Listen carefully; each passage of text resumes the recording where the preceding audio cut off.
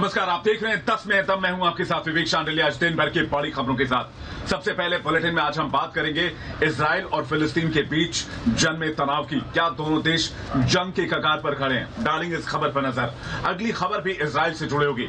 आखिर इजराइल ने अपने ऊपर हुए रॉकेट हमले को कैसे हवा में ही नस्तेनाबूद कर दिया, बताएंगे इस टेक्नोलॉजी के बारे में। इसके अलावा बात होगी कि आखिर एक तरफ पूरा देश, पूरा विश्व कोरोना महामारी से दो चार हो रहा है, तो दूसरी तरफ चीन जश्न मना रहा है और WHO उसके बचाव में लगा है। आखिर इस रिश्ते पर भी हम सवाल उठाएंगे और ये भी सवाल उठाएंगे कि WHO और चीन के बीच सांठगांठ क्यों है। साथ ही बात होगी देश में कोरोना को लेकर एक अच्छी खबर आई है। रूसी टीके स्पुतनिक V जल्द ही बाजार में आ सकती है और साथ ही भारत बायोटेक ने वैक्सीन फॉर्मूला शेयर करने की बात कही है। इस खबर पर भी नजर डालेंगे।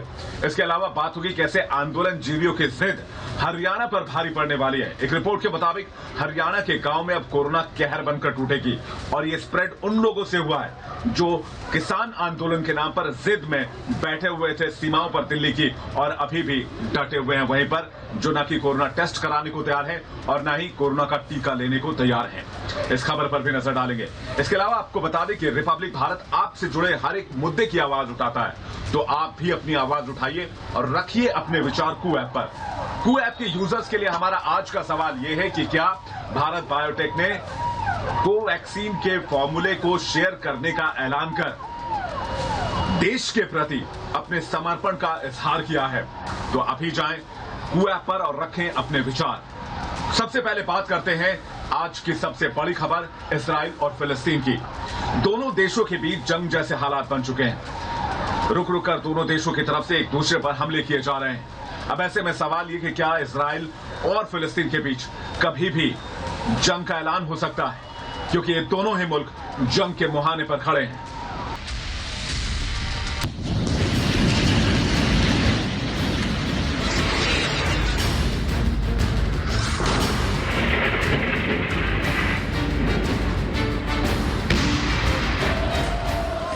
इजराइल और फिलिस्तीनी आतंकी गुट हमास के बीच जंग छिड़ी हुई है। पहले इजराइल ने हमास पर हवाई हमला बोला, फिर हमास ने 1500 रॉकेट इजराइल पर दाग दिए। दोनों तरफ से बम वर्षा से इलाके के लोगों में दहशत है।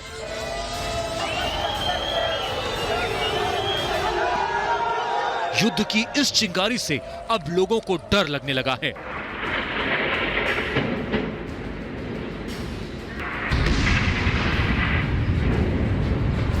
ये तस्वीर गाजा की है, जहां इजराइल के हवाई हमले में 3 बहुमंजिला इमारतें धराशायी हो गई।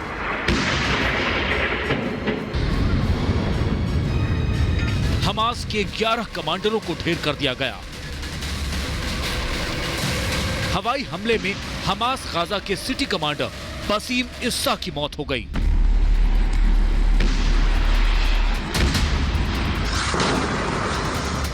लगातार इजरायली बम वर्षक गाजा में आतंकी ठिकानों को नेस्तनाबूद कर रहे हैं।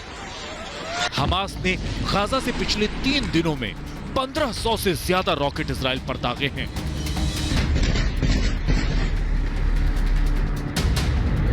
जवाब में इजराइल के फाइटर जेट और तोपें आग उगल रही हैं। इजराइल के एयर डिफेंस सिस्टम ने अब तक सैकड़ों रॉकेट्स को हवा में नष्ट कर दिया है।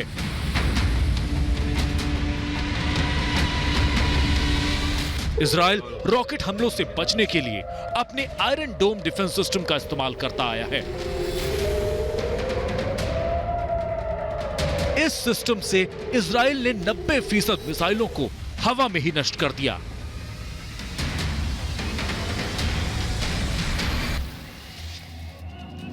जमीन पर उनका सिर्फ मलबा गिरा, जिससे नुकसान कम हुआ। हमास की इस गुस्ताखी के बाद इजराइल ने भी हमास के ठिकानों पर कई हवाई हमले किए। इजराइल के प्रधानमंत्री बेंयामिन नेतन्याहू ने ऐलान कर दिया कि हमास को गंभीर नतीजे भुगतने होंगे। वहीं अमेरिका ने भी इजराइल के हमलों का बचाव किया है। अमेरिकी राष्ट्रपति जो बाइडेन ने कहा कि इजराइल को अपनी सीमा की रक्षा करने का पूरा अधिकार है। Israel has a right to defend itself when you have thousands of rockets flying into your territory. But I had a conversation for a while with the Prime Minister of Israel, and I think that my hope is that we'll see this coming to conclusion sooner than later. शहर की बड़ी-बड़ी इमारतों को जिस तरह से ताश के पत्तों की तरह गिराया जा रहा है, ये चिंगारी कहीं बड़े युद्ध की तरफ हमें न ले जाए। माना जा रहा है कि इस कार्रवाई से युद्ध और भड़क सकता है। गाजा में अब तक इजराइल के हमलों से 70 से ज्यादा लोगों की जान जा चुकी है। वहीं इजराइल में 7 लोगों की मौत हुई है। हमला होते ही इजराइल की राजधानी तेल अवीव शहर में सायरन की आवाज गूंज उठी। पूरा शहर सतर्क हो गया था और सभी सुरक्षित जगहों पर चले गए। इजरायली सेना का दावा है कि गाजा में हमास के पास फिलहाल 20 से 30 हजार रॉकेट मौजूद हैं और अभी बौखलाहट में हमास और भी हमले कर सकता है। हमास ने बीते 3 दिनों में अंधाधुंध रॉकेट दागे हैं, जिसके निशाने पर इजराइल के आम लोग रहे, जबकि इजराइल चुन चुनकर सिर्फ सैन्य ठिकानों को निशाना बना रहा है। इजरायली सेना ने दावा किया है कि हमास जानबूझकर अपने सैन्य ठिकाने ऐसी इमारतों में बनाता है जिसके पास आम नागरिक रहते हों। आम नागरिकों को हमास ढाल की तरह इस्तेमाल करता आया है, इसलिए ऐसे हमलों में हमास में आम लोग भी बारूदी हमलों की जद में आ जाते हैं। हालांकि इजराइल का दावा है कि वो हमला करने से पहले आम नागरिकों को बाहर निकलने का मौका देते हैं। फाइटर जेट्स ने पहले चेतावनी दी थी, फिर बम बरसाए थे। भारत ने भी गाजा के किए गए रॉकेट हमलों की निंदा की है। इन हमलों में एक भारतीय नागरिक की भी जान जा चुकी है और पूरी दुनिया इस अघोषित युद्ध से डरी हुई है। संयुक्त राष्ट्र ने चेतावनी दी है कि तनाव अगर जारी रहा तो इजराइल और फिलिस्तीन के बीच पूर्ण युद्ध छिड़ सकता है, जिससे भारी तबाही का मंजर सामने आएगा। इसलिए इसे रोकना जरूरी है। Bureau report, Republic Bharat. Hamas ने जब इजराइल के ऊपर रॉकेट से हमला किया, धनाधन एक के बाद एक 1000 से ऊपर रॉकेट दागे, तो इजराइल के डिफेंस सिस्टम ने इन रॉकेट्स को हवा में ही नेस्तनाबूद कर दिया। दरअसल इजराइल के इस डिफेंस सिस्टम को डोम कहते हैं, जिसने इजराइल को रातों रात एक बड़े खतरे से बचा लिया। आइए जानते हैं आखिर ये डिफेंस सिस्टम कैसे काम करता है और कैसे इजराइल के ऊपर आ रहे सबसे बड़े खतरे को इसने टाल दिया।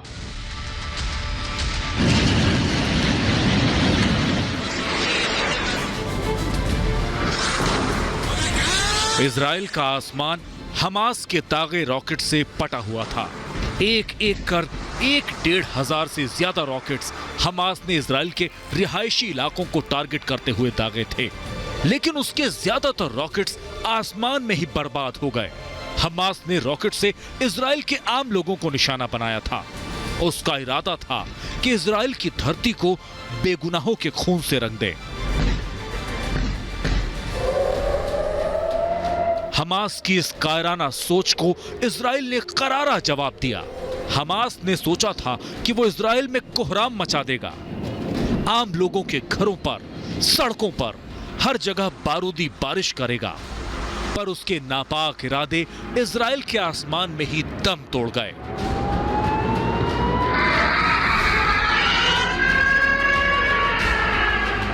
हमास के छोड़े ज्यादातर रॉकेट अपनी मंजिल नहीं पा सके। एक के बाद एक वो आसमान में ही खाक होते गए और ये सब हुआ इजराइल के अभेद्य सुरक्षा कवच से, जिसका नाम है आयरन डोम डिफेंस सिस्टम।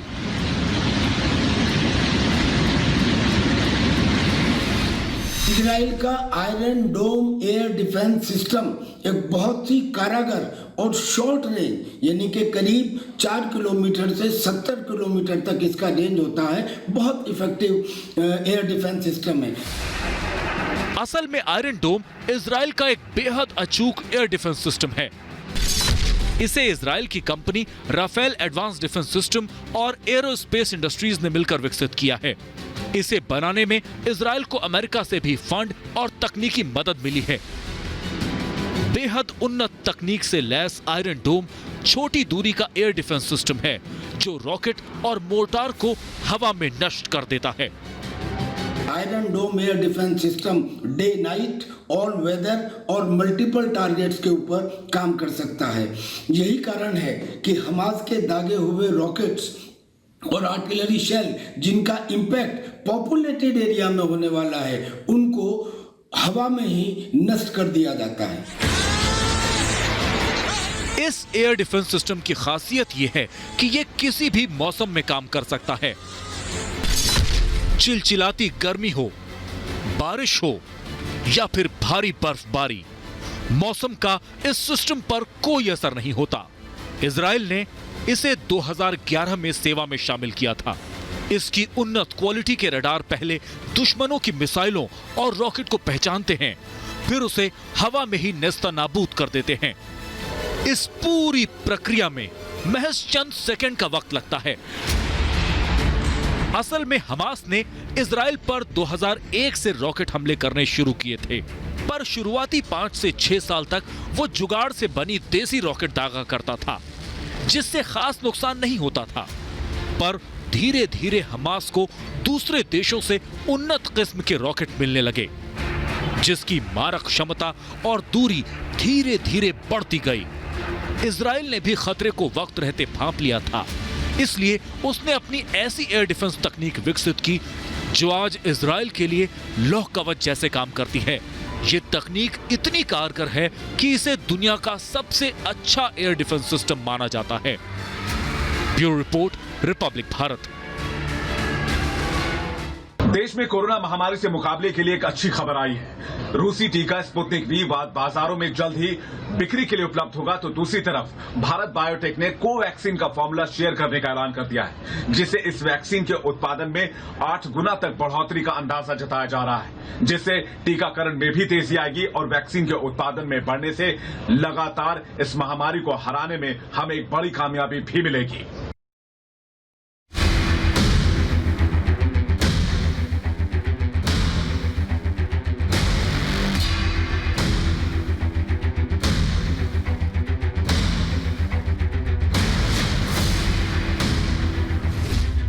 वैक्सीन पर एक साथ ढेरों खुशखबरी।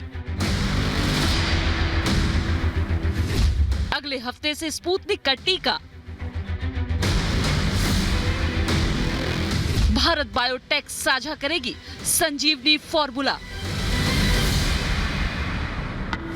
एक साथ कोरोना पर चौतरफा प्रहार। वैक्सीन के लिए मची मारामारी के बीच आज सरकार ने एक साथ कई अच्छे खबरें दी। दुनिया की सबसे अधिक प्रभावी रूसी वैक्सीन स्पुतनिक अगले सप्ताह से खुले बाजार में मौजूद होगी। मतलब अब देश में तीसरा टीका भी मौजूद होगा, जिसका इस्तेमाल अब लोग कर सकेंगे। साथ ही रूस की स्पुतनिक का उत्पादन भी जुलाई महीने से देश में शुरू हो जाएगा।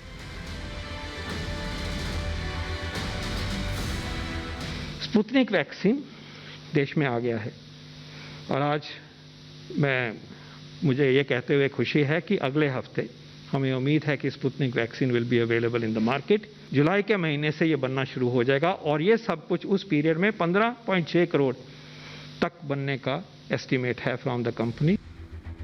देश में फिलहाल 2 कंपनियां वैक्सीन का उत्पादन कर रही हैं और जिस तेजी से भारत बायोटेक और सीरम इंस्टीट्यूट ऑफ इंडिया काम कर रही है, उससे उम्मीद है कि अगस्त के आखिरी तक देश में करीब 37 करोड़ डोज उपलब्ध हो जाएंगे। कोवैक्सीन बनाने वाली कंपनी भारत बायोटेक वैक्सीन उत्पादन की रफ्तार को कई गुना बढ़ा रही है और मई में तैयार हो रहे 2 करोड़ डोज की संख्या अगस्त में बढ़कर 7 करोड़ 80 लाख हो जाएगी। मतलब भारत बायोटेक कंपनी अपनी उत्पादन क्षमता को 4 गुना कर देगी।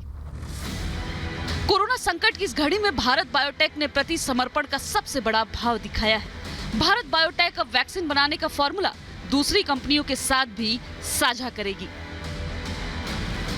जो कंपनी कोवैक्सीन बनाना चाहती है, पहले भी कह चुके हैं, मिलके बनाइए, सरकार पूरा योगदान करेगी कि ऐसी कैपेसिटी इंक्रीज हो। विपदा के समय वैक्सीन का फॉर्मूला साझा करने की बात कर भारत बायोटेक ने देश की सबसे बड़ी मदद की है, जिसका असर आने वाले समय में कोरोना के खिलाफ लड़ाई में सबसे मददगार होगा।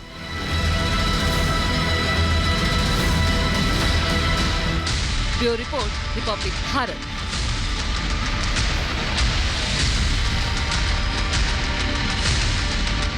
किसान आंदोलन के नाम पर दिल्ली की सीमाओं पर डटे आंदोलनजीवियों ने हरियाणा के लोगों के लिए एक बड़ा खतरा पैदा कर दिया है।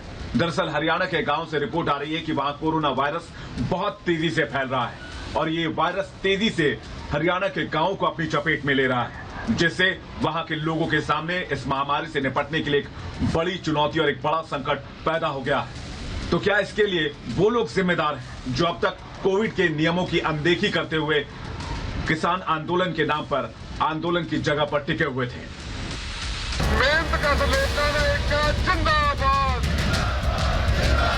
बॉर्डर पर आंदोलन जीवियों की जिद ने कोरोना विस्फोट कर दिया है। हरियाणा सरकार की रिपोर्ट के मुताबिक आंदोलनकारियों के तंबू से होते हुए कोरोना गांव-गांव तक पहुंच गया है। सोनीपत, करनाल, कैथल, जिंद, अंबाला, झज्जर, रोहतक, भिवानी, हिसार और सिरसा जिलों की जो रिपोर्ट जारी की गई है, उसमें साफ नजर आता है कि आंदोलनजीवियों की जिद कैसे जान पर भारी पड़ रही है। किसान नेता जो इस आंदोलन को लेकर के इतना बड़ा एक सरकार के साथ विरोध का एक वातावरण बनाए हुए थे, उनसे मैंने पिछले एक महीना पहले अपील की थी कि कम से कम इस आंदोलन के माध्यम से ये जो बीमारी आगे घातक बीमारी है, इसका फैलाव ना हो। एक बार ये धरने समाप्त करने चाहिए। कोरोना समाप्ति के बाद फिर उनको धरने लगाने होंगे तो कोई नहीं रोकने वाला है। लेकिन वही चीज़ आज हमको सामने आई है कि उन धरनों के कारण से ये जो फैलाव हुआ है, बहुत जगह पर, बहुत गांव में तो हॉटस्पॉट बने इसी कारण से कि वहाँ के लोग लगातार धरनों में आ रहे हैं, जा रहे हैं। इसके कारण से ये कठिनाई आई है। बॉर्डर पर बैठकर ये लोग कोरोना के नियमों की जमकर धज्जियां उड़ा रहे हैं। ना सोशल डिस्टेंसिंग है और ना ही मास्क। आंदोलनजीवी ना कोरोना टेस्ट कराने को तैयार है, ना ही अधिकारियों की बात मान रहे हैं। इनकी लापरवाही का खामियाजा कई बेकसूरों को भुगतना पड़ रहा है। ये जितने किसान नेता बैठे हैं यहाँ पर, ये बताएं कि हरियाणा में, पंजाब में या उत्तर प्रदेश में भी जब कुछ लोग जाते हैं यहाँ से गाजीपुर बॉर्डर से, या कुछ लोग राजस्थान में जा रहे हैं, उसकी जिम्मेदारी कौन लेगा? और इनको अपना आंदोलन प्यारा है या देश के नागरिकों की जान प्यारी है या अपने किसानों की जान प्यारी है? ये तो किसानों की जान पर खेल कर अपना आंदोलन चला रहे हैं। आज बुधवार को 12 विपक्षी दलों ने पीएम को एक चिट्ठी लिखी थी। कोरोना के नाम पर लिखी इस चिट्ठी में नए कृषि कानून को वापस लेने की मांग भी की गई थी ताकि कोरोना को फैलने से रोका जा सके। लेकिन सवाल ये है कि क्या कभी इन आंदोलन जीवियों के समर्थकों ने बॉर्डर पर बैठे लोगों से आंदोलन खत्म करने के लिए बात की? इससे भी बड़ा सवाल ये है कि जब रिपोर्ट से साफ हो गया है कि बॉर्डर पर आंदोलन से कोरोना फैल रहा है, इसके बाद भी आंदोलन जीवियों के हमदर्द चुप क्यों हैं? Bureau report, Republic Bharat. एक तरफ भारत में महामारी ने कोहराम मचा रखा है। पूरी दुनिया कोरोना के कहर से करा रही है। पूरी दुनिया में अब तक 16 करोड़ से ज्यादा लोग संक्रमित हो चुके हैं तो 34 लाख से ज्यादा लोगों की जान जा चुकी है। लेकिन दूसरी तरफ चीन जश्न मना रहा है और WHO खामोश बैठा हुआ है। वक्त रहते अगर इस महामारी से WHO ने आगाह किया होता तो शायद इतनी बड़ी त्रासदी इस दुनिया के सामने न होती।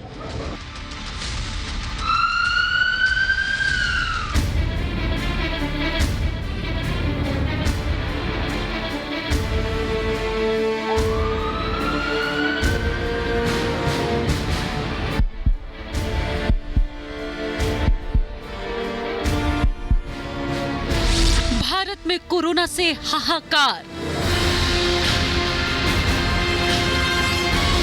दुनिया में कोरोना की दहशत बरकरार। कातिल जिनपिंग सबसे बड़ा गुनाहगार।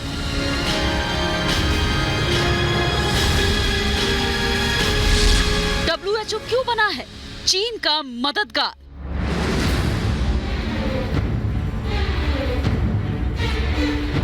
कोरोना महामारी से भारत समेत पूरी दुनिया में दहशत फैली हुई है। अकेले भारत में कोरोना के कहर से अब तक 2.5 लाख से ज्यादा लोग अपनी जान गंवा बैठे हैं, जबकि 2 करोड़ से ज्यादा लोग इस महामारी से संक्रमित हो चुके हैं। ऐसा ही हाल दुनिया के दूसरे देशों का भी है।